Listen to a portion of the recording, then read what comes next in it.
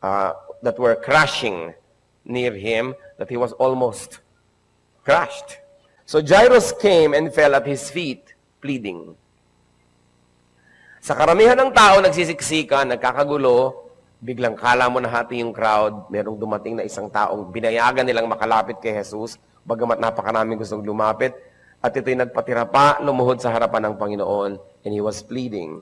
He had a very, very important case to bring to the Lord. Ang kaisa-isa niyang anak, at ito ay babae, about 12 years old, was dying. Ano ang hindi niyo gagawin para ihanap ng lunas ang inyong anak na naghihingalo? Na nasa pinto ng kamatayan. At ano alam natin sa kanya? He is a ruler of the synagogue, therefore he is well-known, he is prestigious, and religious. At ma-appreciate po natin ang ginawa ni Jairus sa pagpapakahamak sa harapan ng Panginoon, sa harapan naman ng napakaraming saksi. Kung aalalahanin natin that the status of Jesus at that time was that of an outsider as far as the temple was concerned. As far as official religion was concerned, Jesus was a colorum. Jesus was illegal. Jesus was not the real thing. Isa siya sa napakaraming mga pinaghihinalaan ng mga false prophet. Galing pa naman siya sa mahirap na pamilya, sa mahirap na probinsya, sa isang mahirap na bansa. He never went to a big university. He had no PhDs, no credentials. His friends were poor people like him. Never went to high school, never went to theology schools, and yet they were teaching things that were very religious in nature. So the official temple, steeped with tradition, and of course, always thinking of credentials, kanino ka nag-aral, ilang units, ano ang natapos mo, gaano karami ang na-memorya mo, this and that. Ang pagtingin sa kanya ay isang pretender, isang wannabe, isang nagpipilit, trying hard. One of the many voices in Palestine that were trying to win hearts and minds.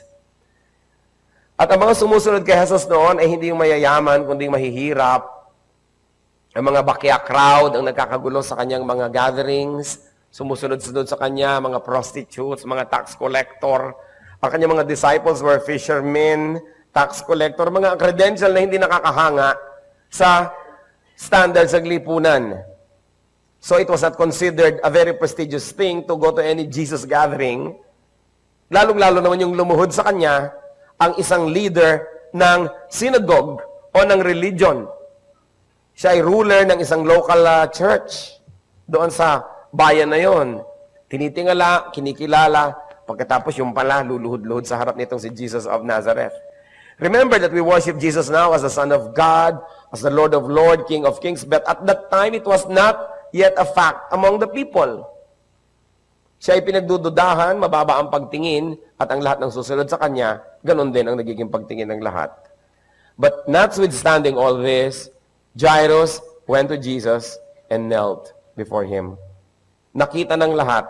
Never mind na mawalan siya ng trabaho, mawalan siya ng tagahanga, maipatawag siya ng nakakataas, bakit niya ginawa yon? Pero siya may pananampalataya kay Jesus at siya may pangangailangan, naghihingalo ang kanyang anak. He humbled himself publicly before the Lord. So what do we know of Jairus at this point? That Jairus went past the crowd to Jesus.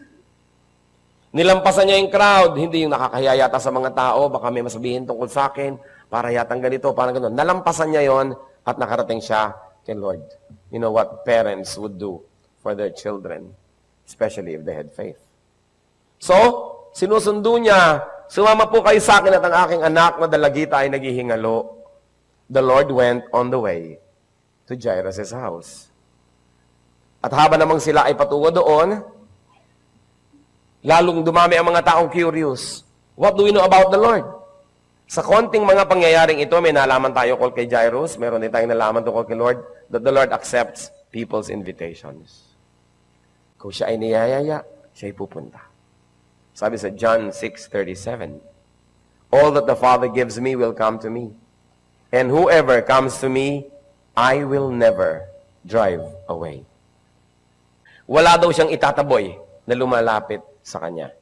At habang sila naglalakad, another episode takes place, which of course we will not discuss now. And let's jump to the continuation of the story, Luke 8:49 to 50. While Jesus was still speaking, someone came from the house of Jairus, the synagogue ruler. Your daughter is dead. He said, don't bother the teacher anymore. Hearing this, Jesus said to Jairus, don't be afraid. Just believe, and she will be healed. So a messenger came. Papunta na sila doon sa bahay, may sumalubong, galing sa kanyang bahay. Jairus, being a ruler of the synagogue, must have been a rich man, or richer than the others. And it was common practice then, as it is now, even in this country, na kung may kaya ka, nandyan yung mga kamag-anak mo nakapaligid sa'yo, nakatira kayo sa isang compound, ikaw yung dato ng lahi, papakain ka, nagpapaaral, tumutulong, ganyan-ganyan. So, it is not impossible na gano'n ang situation ni Jairus. That there were people who lived in his compound, and a lot of them, mostly relatives. And mostly, they also behaved like servants. That was the tradition. Kasi, siyempre, merong nangunguna, siyang sumasagot sa lahat ng mga gasto, siyang nasusunod. So everybody gives you extra respect because of the care that you give them. Then one of these people came at sinabi, your daughter is dead. Meron pa ba namang sasakmalak na madinig na balita kaysa dyan? Yung namatay na ang iyong anak. Sabi, don't bother the teacher anymore. Ito po mga sentences na to loaded. It is possible that the family of Jairus was not in favor of Jairus going to Jesus and bringing Jesus to their house. Bakit? Yung prestige ng kanilang pamilya ay mapapalagay sa panganib. Baka mawala pa yung office ni Jairus, mawalan din siya ng kapangyarihan, pati yung mga umaasa sa kanya, ay mawalan ng aasahan. Kaya maaaring hindi nila gusto na si Jesus ay makarating sa kanilang bahay. Kaya bagamat totoo, kamamatay-matay pa lang siyempre ng bata, kalalagot-lagot pa lang ng hininga, malay naman nila kung bumalik yun o himatay lang. Pero sabi niya, huwag mo nang papuntahin sa bahay. Huwag na natin siyang abalahin. Total, patay na ang bata.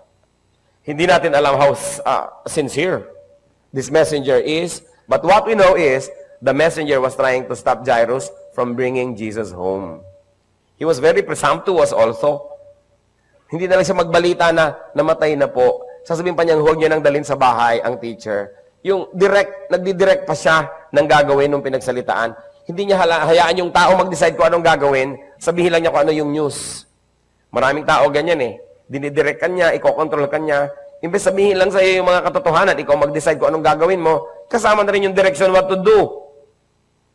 So the Lord heard the news, which was not really just a news, it was really an editorial. May kasama ng opinion. And the Lord said, don't be afraid. Tandaan nyo itong linya na ito. Just believe. Yan ang dalawang sinabi ni Lord kay Jairus. Don't be afraid. Just believe. Yung just believe can read, do nothing else but believe, or have nothing else but faith. Sa Mark 9:23, meron pong lumapit kay Lord, if you can, pagalingin niyo naman kami. At sabi ni Lord, if you can, said Jesus, everything is possible for him who believes. So bakit mo ako sinasabihing, if I can, ang itanong mo sa sarili mo, do you believe? Sabi ni Lord, if I can, why can't I? Everything is possible for him who believes. And the Lord's third sentence to Jairus was, she will be healed. Sabi niya, don't be afraid, just believe, she will be healed. Biruin niyo sa isang iglap, dumating yung very bad news, your daughter is dead. Pagkatapos ngayon, a very good news, she will be healed. Kung sino ang pakinggan nyo, at sinong paniwalaan ninyo, yun ang magiging itsura ng mukha ninyo, ng inyong puso, ng inyong buong pagkatao. Kaya napakahalaga, tinitingnan natin, sino bang pinapakinggan ko, sino bang pinapaniwalaan ko. Because it determines if you'll be happy or not in this life. And then the party proceeded. Sige, tuloy ang grupo patungo sa bahay ni Jairus. What else do we see Jairus doing? Jairus went past his household to Jesus. Kanina, Jairus went past the crowd to Jesus. Never mind what the crowd would say, I'll go to Jesus. Now, never mind what my family will say, never mind what the clan will say, I'm going to bring Jesus home. Dalawa ang nalalampasanan niya na malaking mga sagabal. Let's keep on reading. Luke 8:51 up to 53. When he arrived at the house of Jairus, meaning the Lord, he did not let anyone go in with him except Peter, John, and James, and the child's father and mother. Meanwhile, all the people were wailing and mourning for her. "Stop wailing," Jesus said. "She is not dead, but asleep."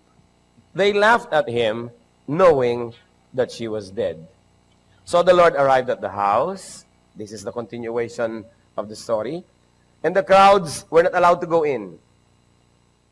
Ang mga tao, saan daw pupunta? Saan daw pupunta? Siyempre, osyoso ang mga tao, nadidinig nilang usapan. Ang dami nilang kasama ngayon patungo doon sa bahay ni Jairus. Parang agos ng tubig yung mga tao, kasabay nila.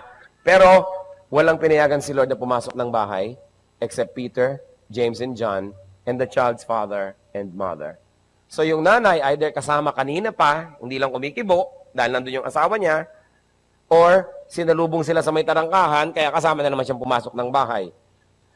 Ang mapapansin nyo dito, mga kapatid, ang dami-daming tao, pero lahat sila hindi pinapasok. Nung mangyayari na yung mirakulo, nung mangyayari na yung malaking bagay, puwera sila. Hindi sila kasali. Nakikita kasi ng Panginoon ang intensyon ng puso nila, mga nag-uusyoso lang. Hindi sila talaga nandun dahil sa pananampalataya, iniwan sila.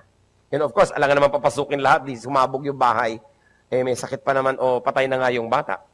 So the crowds were left behind, at pagpasok nila sa bahay ni Jairus, the people in the house were wailing and mourning. This was a tradition. Iyakan ng iyakan, ngalngalan ng ngalngalan. At pagpasok ni Lord, sabi niya, "Stop wailing. Magtigil kayo ng pag-iiyak nyo dyan, ng inyong pagungoy-ngoy." Ang sinabi ni Lord, "The child is not dead, but asleep." So, anong nangyari? The crowd laughed. The crowd laughed at him. Tawanan, pinagtawanan nila si Lord, kinutya-kutya nila, because they knew very well that the child had died. So nakikita niyo yung pag-iyak-iyak nila kanina, hindi talaga totoo. Dahil kung talagang nalulungkot ka, hindi ka naman pwedeng bilang matawa. Kahit may nakakatawa kang marinig. Hindi naman nakakatawa yung sinabi. Kung talagang mahal mo yung bata, aasahan mo, gusto mong paniwalaan yung sinabi na yun kahit alam mong hindi yun ang nangyari. Pero ibig na ibig mong paniwalaan yun at gusto mong mangyari yun. So you see once more the hypocrisy of the people who were around Jairus.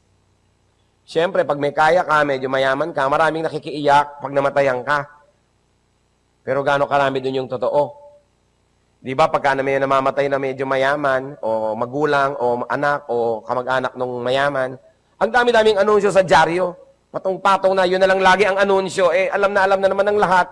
Pero dahil yung iba, nagpapalakas ng papel, magdadagdag pa rin ang anunsyo nila kahit na naka-anunsyo na nga sa buong dyaryo. Maraming nakikiramay siyempre sa may pera. Maraming nakikisaya sa may pera. Pero malalaman mo kung totoo or not. So their laughter, their wailing suddenly turned into laughter. And so, let's keep on reading. Luke 8:54 to 56. But he took her by the hand and said, "My child, get up." Her spirit returned, and at once she stood up. Then Jesus told them to give her something to eat. Her parents were astonished, but he ordered them not to tell anyone what had happened. Nakakapagod tong kwentong to. Kasi sobrang daming mabibigat na nangyari sa isang napakaiksing panahon. So in spite of the crowds, the Lord took her by the hand and said, "My child, get up." Tandaan nyo yung sabi niya, my, hindi not anyone else's child. My, at saka child. Hindi my neighbor, my friend. Sabi niya, my child, get up. At ganun ang Panginoon magmahal sa atin, very personal. Pagmahal ng magulang sa isang anak. At dito sa planeta na ito, meron pa bang pag-ibig na mas dakila, mas malinis, mas busilak, mas totoo sa pag-ibig ng magulang? Sabi niya, my child, get up. And this is how the Lord addresses us. Child, anak, napaka-importante. So, pinalabas ang mga tao, puwera sila, yung mga nagtatawanan, di na naman nila nakita ang nangyari, hindi sila naging eyewitness to an otherwise earth-shaking event na binuhay ang patay. Hinawakan ni Lord ang kamay ng bata at nagsalita siya, kinausap niya. and the girl's spirit returned. Yung palang ibig sabihin ng patay, wala yung spirit mo. Ang ibig sabihin ng buhay, your spirit is in your body. So the girl's spirit returned. And at once, she stood up. Dali-daling bumangon ang patay. Siguro, kaya rin hindi pinapasok yung mga tao at pinalabas pa nga yung mga nagtatawanan, di nagkagulo, nagrayot kung biglang bumangon tong patay para kayo nanonood ng pelikula ni Dolphy. Di ba? Lagi ng mga pelikula nila may lamay, biglang tatabangon yung patay, takbuhan lahat ng naglalamay. Ganito yung nangyari. May tatanong ako sa inyo, kung nandun kayo, tatakbo ba kayo? May balot ng ang panyo yung tao dito. Dahil siyempre, namamatay na kanganga, kaya tinatalian. May pera sa mata. Dahil baka nakadilat, kung nung matay, paano mo ipipikit, no? Tapos pale na pale, wala namang makeup yun. Tapos biglang bumangon. Kumisa kasi pag binabasa na lang natin sa Bible, parang bumangon ng patay, o ngayon, parang walang nangyari. Pero kung dadamdamin mo, yung sinasabi, patay, bumangon. So she stood up. Alam niyo, nakita natin dito ang kapangyarihan. Dalawa. The power of the Lord's touch. Hinipo niya. And the power of the Lord's word. Pinagsalitaan niya. Sabi niya, bumangon ka. Alam niyo bang makapangyarihan ang salita ng Diyos? Maging yung mga salita sa Biblia na ating ninanamnam, na pag sinasabi natin ito na nanggagaling sa puso, empowered by faith in the Lord, that His words have power. Not to be superstitious na gagamitin ninyo. Pero may kapangyarihan yung spoken word. That's why tayo, hindi natin sinasabi yung mga pangit. Kasi laging sinasabi ng iyong bibig dahil malamang mangyari nga. Ang sinasabi natin yung magaganda. Ayaw natin nagbibitay ng mga sumpa, kundi ng mga blessings. The Bible doesn't fully explain it, but there must be power in the spoken word. Ang Panginoon yung nagsasalita, may nangyayari eh. Sabi niya, let there be light, and there was light. Let there be this, nangyayari. Pag sinabi niya sa pilay, bumangon ka, bumabangon nga. May power ang mga salita ng Panginoon. 1 John 1:1, that which was from the beginning, which we have heard, which we have seen with our eyes, which we have looked at and our hands have touched, this we proclaim concerning the word of life. So, ang pagde-describe sa Panginoon, word of life. Kasi yung word niya, nagbibigay ng buhay. Have you received the word of life? Yung salita ng Diyos na nasa Biblia, nakakain ba natin araw-araw? Nagkakaroon ba tayo ng ganong power, ganong energy, ganong strength? Sa oras ng ating mga katanungan, pangangailangan, pagdududa, napapalakas tayo ng salita ng Diyos. This is the importance of the power of God's Word. Kaya dapat alam natin ang salita ng Diyos. Nakikita natin ang ating mga sarili pag tayo nakikinig ng salita ng Diyos. Nagbabago tayo. May kapangyarihan kasi ang salita. Pero negatively, may kapangyarihan din. Subukan ninyo na may kumakausap sa inyo na negative person. Bulong ng bulong sa inyo ng mga kasiraan ng kapwa. Mamaya, galit na rin tayo doon sa kapwa natin na yon. Kampi na tayo sa kanya. May power din yung word eh. Mamaya, bulong-bulong ng mga kabarkada, influence na mali. Bulong-bulong advertisement. Mamaya, binibili mo na talaga, yung nakikita mo sa advertisement. May power yung word. Kaya tayo mga kapatid, nag-iingat kung sino at anong ating pinapakinggan at paano natin binabantayan ang ating tenga. At nag-iingat lalo tayo sa ating salita. Na yung salita natin, yung power ng salita na yon, magamit ng Panginoon, hindi yung magamit laban sa gawain at sa mga anak ng Panginoon. The power of the spoken word. So sabi ni Lord, bumangon ka, at bumangon nga ang bata. And the Lord told them to feed her.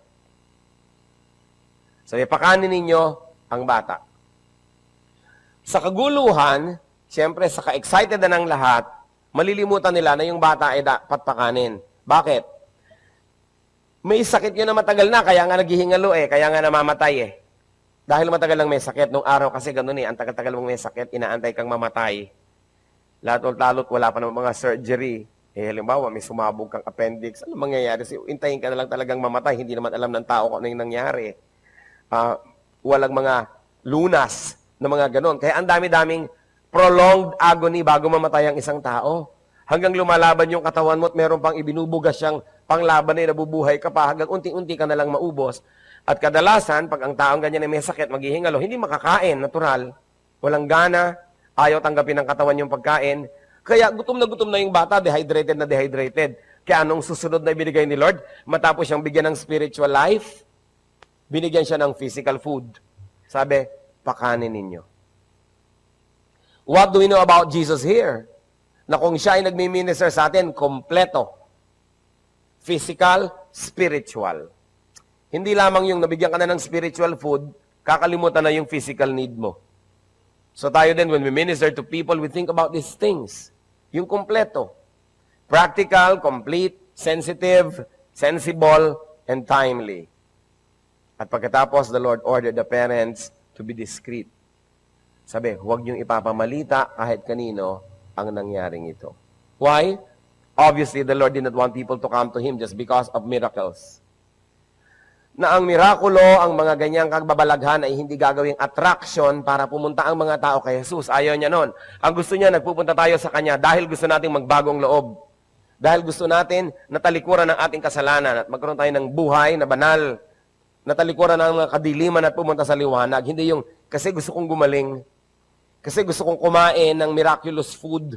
Kasi gusto kong mailigtas ako sa aksidente. Hindi lang yun ang mga dahilan.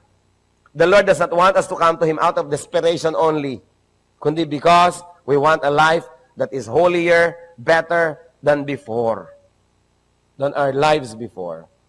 Kaya hindi rin natin po ginagawang attraction yung mga himahimala para ang mga tao pumunta sa isang rally, sa isang activity, sa isang worship.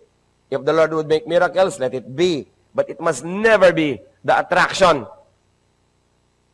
I'm always wary and suspicious of so-called Christian events na ang kanilang piniplay up para dumating yung mga tao ay himala. Kasi kabaligtaran yan sa gawain ng Panginoon. Kabaligtaran sa kanyang itinuturo. Yung gagawa siya ng miracle, sasabihin niya, huwag niyo ipapamalita, huwag niyo sasabihin sa mga tao. Para ito ay hindi maging masyadong sensational. I want people to come to me because they are tired of their sins, not only because they want me to heal them. Siyempre, kasi kung healing ang ituturo mo, kahit sino darating, sino bang ayaw gumaling? Pero hindi lang naman yung physical healing ang gusto ni Lord. More than that, spiritual healing. So yung physical healing, bonus na lang. Dumating man yun, hindi. Kung na-heal ka spiritually, that's the important thing. Kaya sabi ni Lord, huwag niyong ipapamalita. Hindi yan ang dahilan na gusto ko para ang tao maglapitan sa akin. Maiksing istorya. Kagilagilalas na istorya. Pero may tanong ako sa inyo. Do you have a dead daughter at home? Hindi, wala naman ako anak na babae. Talinghaga na lang yon. May patay ba sa inyong bahay? Without Christ, people are dead.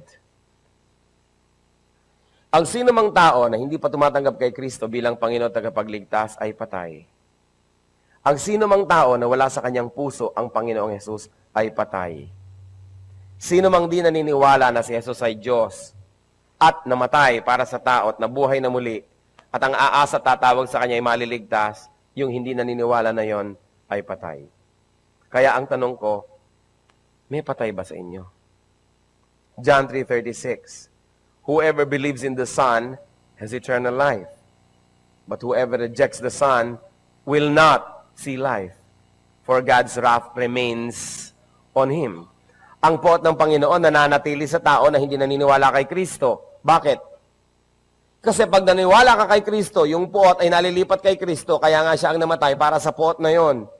Pero kung hindi ka naniniwala kay Kristo, saan lilipat ang iyong kasalanan? Saan lilipat ang poot ng Diyos? Nasa iyo pa.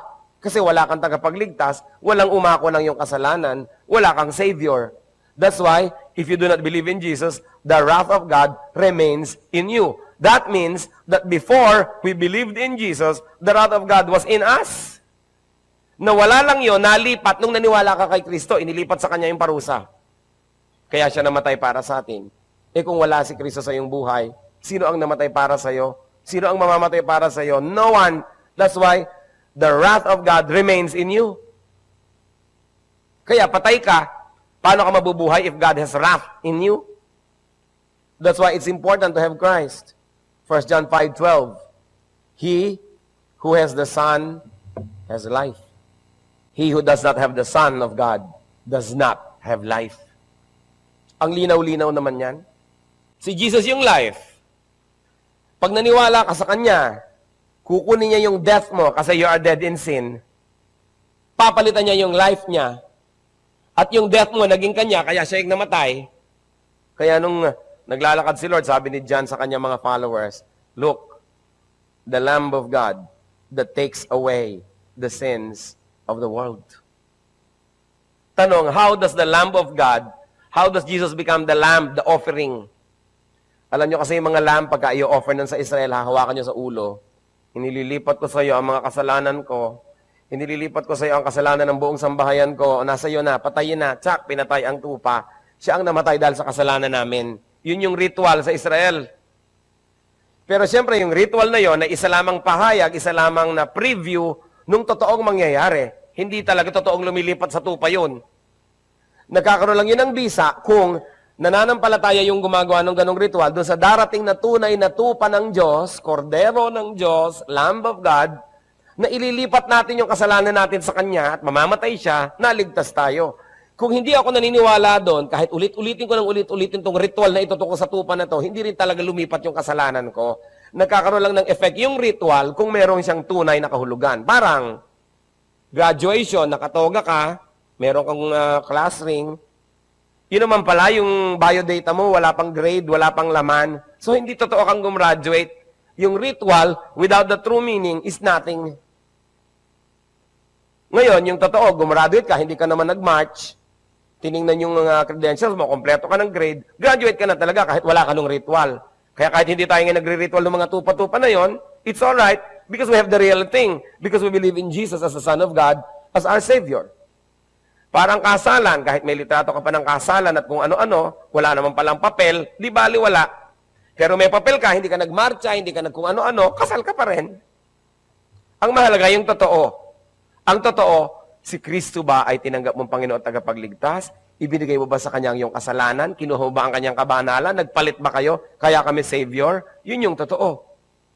Kaya sinasabi, he who does not have the Son does not have life. Why? What you have is death. Dahil sino ang magbabayad ng kasalanan mo? Napaka-importanting katotohanan. So, do you have a dead daughter at home? Do you have a dead daughter at the office? Yung mga office mate nyo, ang sasaya nyong mga kasakasama, patay ba yan? Baka naman sabihin nyo bukas, huy, patay ka pala. Huwag naman kayong tactless. Alam na natin yun, nagkakaunawaan tayo. Pag wala si Kristo sa kanila, hindi nila tinanggap na Panginoon tagapagligtas, patay sila. Kaya dapat silang mabuhay. Kailan lang sila nag-uumpisang mabuhay? Nung tinanggap nila si Jesus, Panginoon at tagapagligtas, kinuha ni Jesus ang kanilang kamatayan, inilagay sa sarili niya at siyang namatay, ibinigay ni Jesus ang kanyang buhay, nagkaroon ka ng buhay, kaya buhay ka na. Napakahalaga ng mission natin, mga kapatid. To share life. Hindi pwedeng solohin. Hindi pwedeng, naku, talagang relihiyon, kanya-kanya yan. Hindi pwede. Mahalaga, tayo ay nagdadala ng mga kaluluwa kay Jesus. Kaya ang tanong, who do you bring home? Sino ang inuuwi nyo? Si Kristo ba o si Taning? Pag uwi nyo mamaya, sino-sinong uwi nyo? Pag umuwi kayo galing opisina, galing eskwela, sinong uwi nyo sa bahay? Dahil lagi naman tayo may inuuwi. Ang mahalaga, gagayahin natin si Jairus. You go to Jesus and bring Him to your house. Siyempre, may mga pipigil. May mga tao, nakakahiya yata. Magpa-practice ba ako ng faith? I-announce ko ba to one and all that I believe in the Lord Jesus? Tapos pupunta ako wherever the Lord is. Pupunta ba ako sa mga worship, mga Bible study, kung saan-saan. Tapos iuwi ko yun sa bahay. O anong iuwi ko? We have to decide. Do you seek the Lord to bring him home? Look at the efforts of Jairus. Not easy efforts. But the dead girl in her house lived. Sino ang magmamalasakit sa mga kasambahay nyo? Sino magmamalasakit sa mga kaibigan nyo, office mates nyo? Kaya kayo inilagay ng Lord doon sa community na yon, kayo ang may contact sa mga yon, pananagutan nyo sila. Nakalagay sa Bible, pagdating daw ng panahon, at ito'y inihalin tulad sa isang gera, kung ikaw'y nagbabantay at nakita mong dumarating ang makaaway at lulusubin ang iyong bayan, at hindi mo pinatugtog ang mga trompeta, hindi ka nagbigay ng babala, at ang iyong mga kababayan ay namatay nang walang kamalay-malay at walang kalaban-laban, ay hahanapin sa iyong kamay ang kanilang dugo. Kasi ikaw yung nakakabantay, ikaw yung nakakaalam na may darating na kaaway. Christian, you know that whoever has Christ is life, that whoever does not have Christ will not see life, but the wrath of God remains in him. It is your responsibility what will happen to your relatives, to your loved ones, to your friends, to your co-workers, to your neighbors, if you don't tell them about Jesus. Hindi na kayo ipapako sa krus. Ibabalitan nyo lang sa tao na merong namatay sa krus para sa kanyang kasalanan, manalangin siya, magsisi, at hingin niya yung kapatawaran, ibigay niya kay Jesus ang kanyang nakaraan, ngayon at bukas, at tanggapin niya yung Panginoong Jesus sa kanyang buhay na Panginoon at tagapagligtas. Sasabihin nyo na lang. At siguro naman kung tatanggi man sila, hindi naman kayo ipapako sa krus. You will never serve Jesus to the point of bleeding by telling people about Him.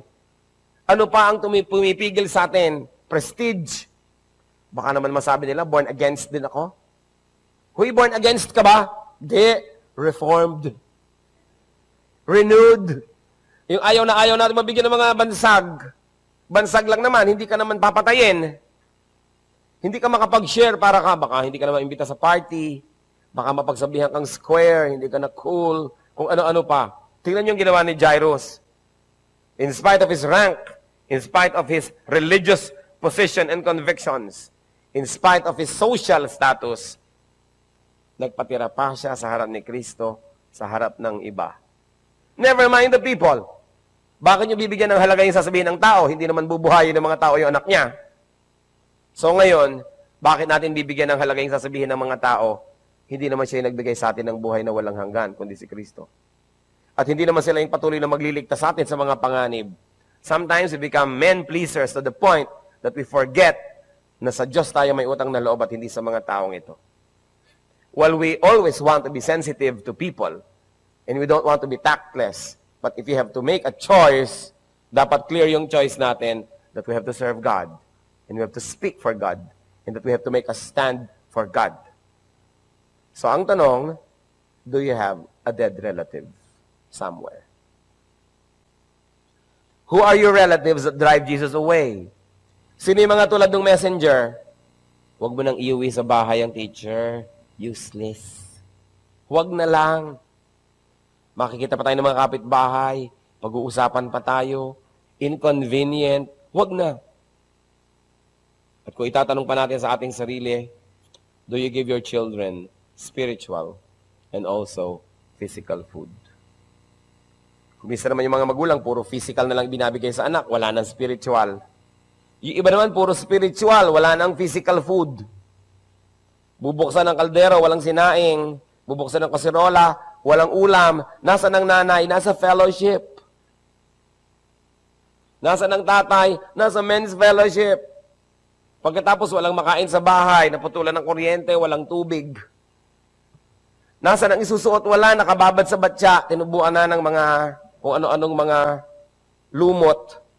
Dahil ang nanay ay mayroong retreat. Puro spiritual. Alam nyo, hindi masama yung mga spiritual, pero basta meron tayo mga dead people at home, ha? Yung mga yan ay walang ginawa kundi magselo sa ating time, sa ating activity. Walang ginawa kundi silipan tayo at hanapan ng mali. Kaya kung kayo may mga tungkulin sa opisina, sa bahay, everywhere, tapos meron kayong Christian activity, tiyakin nyo, hindi nyo nane-neglect lahat ng duties nyo. Organize your time, sleep less, work harder, pero huwag nyo sasabihin, kasi may fellowship ka, hindi ko na yun magagawa. Lalo mga empleyado, hindi ko mo Kristiyano kayo, tapos Kristiyano rin yung amo nyo. Ang mga trabaho, hindi nyo na nagagawa dahil ipag-pray ko Papua at India. Maglaba ka muna, mamaya mo na ipag-pray ang India. No? Yung minsan nakakatakot maging kapwa mo mananampalataya yung empleyado mo eh. No? Yung katulong mo, yung mga workers mo.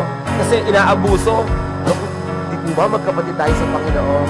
O ano, mukhang meron kang gustong tukuyin. Hindi mo muna ako magtatrabaho 3 araw kasi may camp. Yung mga gano'n, mga kaabusuhan ng mga Christians. That's why, while you are spiritual, you're also very practical, and you excel in both. Para hindi tayo masisi, at huwag na masisi ang Diyos dahil sa ating mga ginagawa. Anong sabi sa Matthew 4:4 ni Lord? Jesus answered, "It is written, man does not live on bread alone, but on every word that comes from the mouth of God." So, hindi lang physical, may spiritual food. Pero ipinakita naman ni Lord sa story ni Jairus' daughter, hindi lang spiritual ang kailangan na feeding, kailangan din ng physical feeding. Balance. You do not deny both. Hindi yung puro kayo spiritual, kinalimutan nyo nang nasa planeta pa kayo. Kailangan sabay nating ibinubuhay yung ating earthly life at yung ating spiritual life. Have you received back your daughter? Meron na ba kayo mahal sa buhay na nagkaroon ng buhay na walang hanggan dahil sa Panginoon? Have you received back your new life? And if so, feed your daughter unto nourishment. Yung bata, nagkaroon ng buhay muli, so kailangan pakainin. Ganon din tayo. Spiritually, na born again ka, di bata ka pa, spiritual baby ka pa, kailangan ka mag-grow. Alangan mang 5 years, 10 years na, spiritual baby ka pa rin. 15 years na, spiritual baby pa rin, hindi pa nagmamature. Alam niyo yung difference ng mature Christian sa hindi.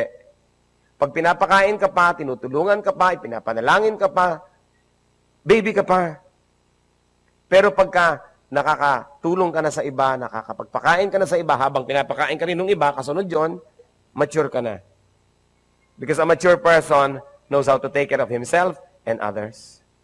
Kailangan tayong mag-mature. Ang bonsai ay cute lang sa halaman. Sa Christian, hindi.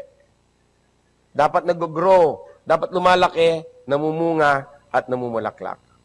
What do we know about Jesus here? Jesus brings life. Existence, life. But Jesus also brings life, meaning color, beauty. Sa Kanya lahat ng gagaling. At kung meron tayong matatandaan, kung darating tayo, huwag naman nawa, pero kung darating, o kaya nandun tayo ngayon sa estado na yun ngayon na meron kayong mabigat na problema. A daughter is dying. A career is dying. Your hope is dying. Tandaan niyo yung sabi ni Lord kay Jairus, only believe. Have nothing but faith. Don't let fear rule your life.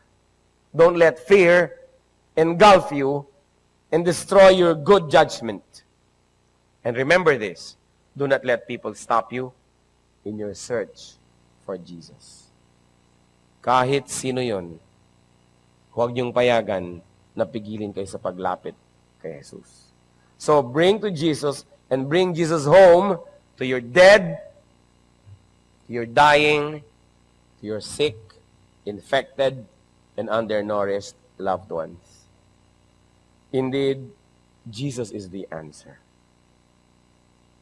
Ano ba mga problema ng tahanan? Nagkakagulong mag-asawa, nagda-drugs, nagbibisyong anak, nagpi-premarital sex ng mga anak, hindi makapag-aral, puro lakwatsa.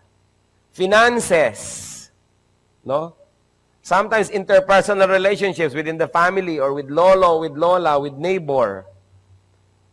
Ano ba? Mga kasakitan. Pagdalaw ng mga masasamang espiritu. Ano ba ang mga problema ng pamilya? Meron ba yan na hindi kayang tugunin ni Kristo? No. No problem is too big for Jesus. Because Jesus is bigger than our biggest problems. Even death is not a problem to the Lord because Jesus is life. So bakit natin papayagan yung mga problema dumami? Halimbawa, pangit ang communication ng pamilya. Bring Jesus into your home. Let the love of the Lord rule and let decency and caring and affection rule. Bring the light of the gospel at home. Gawin ninyo yung mga utos ng Panginoon, ang standard sa bahay na sinusunod. Hindi lang yung standard ng tradisyon ng pamilya na yon o sinabi ng breadwinner, yung salita ng Panginoon. Because the true head of the house is Jesus Christ. Jesus is the answer. Can you think of a problem at home na hindi si Lord ang solusyon? Siya pa rin. Let's bow before the Lord and think about that reality. Only believe. Have nothing but faith. And bring Jesus to your home. Let Jesus sort out problems. And let Jesus be our provider, our healer, our friend. Silently you pray to the Lord. Meron ba kayong gusto ipag-pray na dead loved one? Spiritually? Or dying? Mga ugali? Mga hirap ng loob? Mga pagsisikmatan at mga gulo ng pamilya? Problema na hinaharap ng pamilya? Ilapit niyo sa Panginoon ngayon. The Jesus that Jairus met is the same Jesus who is here today. And we're going to pray. And we're going to bring him home